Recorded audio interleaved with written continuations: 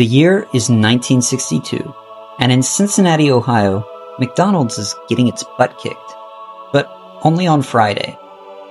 You see, in the 1960s especially, but even to this day, the Cincinnati area is very Catholic. If you didn't know, on Fridays during Lent, a Catholic holiday, many Catholics give up beef and other meats, but they're allowed to have fish. Now, at the time, McDonald's didn't serve fish.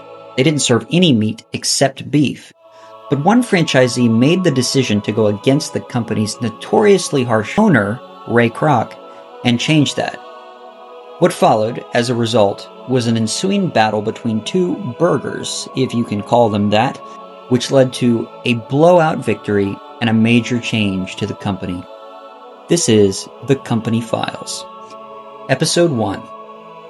McDonald's versus the Church. Before we go any further, I want to take just a second to introduce you to this channel, The Company Files. Let me get something straight. On this channel, we tell business stories with hidden history that you can pull lessons from to improve your own business strategy, analytical thinking, management skills, any of those types of things. Today, though, I wanted to tell this story because it's fascinating. To me, and probably to you if you stay through the video. Anyway, if the concept of our channel sounds interesting, go subscribe. If you're still torn, wait till the end of the video, and then decide. Anyway, here we go. Back to 1962. In Cincinnati, a man by the name of Lou Groen was the first McDonald's franchisee in the city. But he was in trouble.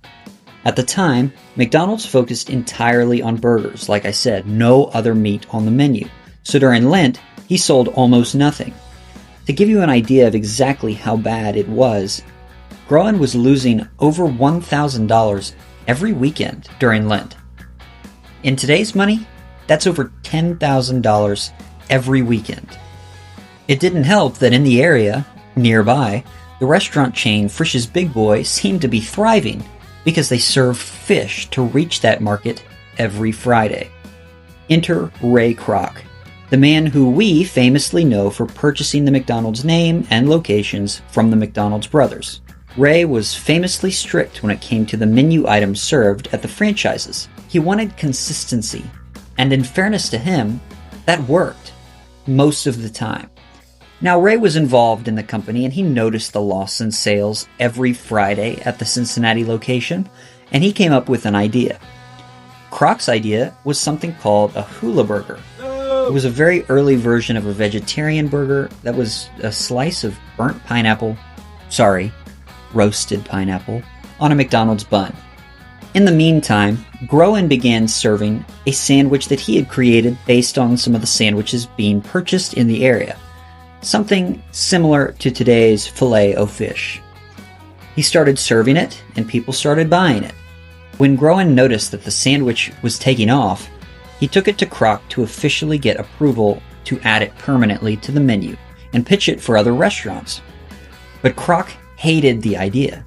He called it a bunch of crap and warned that it would leave a bad scent in the restaurants. Eventually, Kroc offered a compromise, a challenge.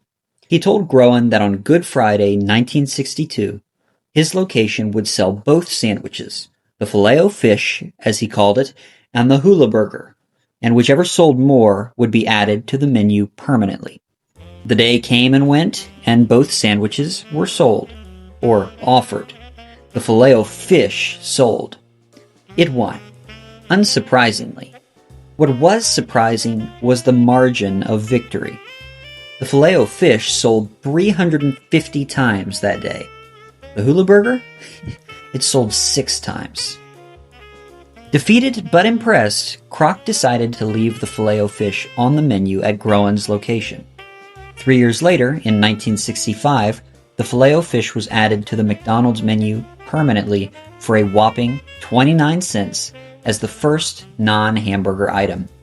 To this very day, the Filet-O-Fish is a major winner on the McDonald's menu, and you can get it at just about any location you go to. 25% of Filet-O-Fish sales, however, still do occur during Lent, which shows that Groen was right. There was an untapped market there, that he was able to reach with the sandwich. The sandwich is no longer exclusive to the United States either, and in other countries there are variations of sauces and toppings. Here in the United States, if you've had a Filet-O-Fish, you know that a lot of the time it has classic tartar sauce. But in Asia, they have a version with wasabi. But anyway, now that you know the story, let's talk about the lessons, the entrepreneurial lessons you can learn. The easiest thing to do here would be to launch into a tirade against Ray Kroc. People like to do that anyway. Truthfully, however, he did listen to his operator, Lou Groen. Even though he didn't like the product, he did test it in the market. He created the challenge and didn't shut it down immediately. When he was defeated massively, he backed down, and he added the successful product to the menu. There's a lesson here about listening to your employees and simply following successful results, even when the idea wasn't yours.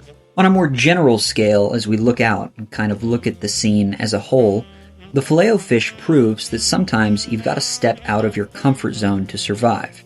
Serving fish at McDonald's was not in Ray Kroc's comfort zone. He didn't like the scent, and I wouldn't either. But stepping out was not only very successful, but very necessary. It might seem frightening, and your first product might fail, like the hula burger, but you have to innovate. Innovate or die is the phrase, and it's true.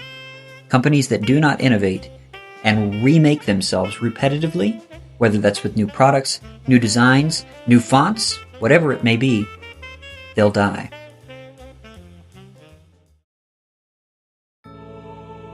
To this day, the story of the Filet-O-Fish is one of the most amazing new product stories that I've heard. If you enjoyed the lessons that came with it, then subscribe to our channel. Hopefully, I've convinced you by now.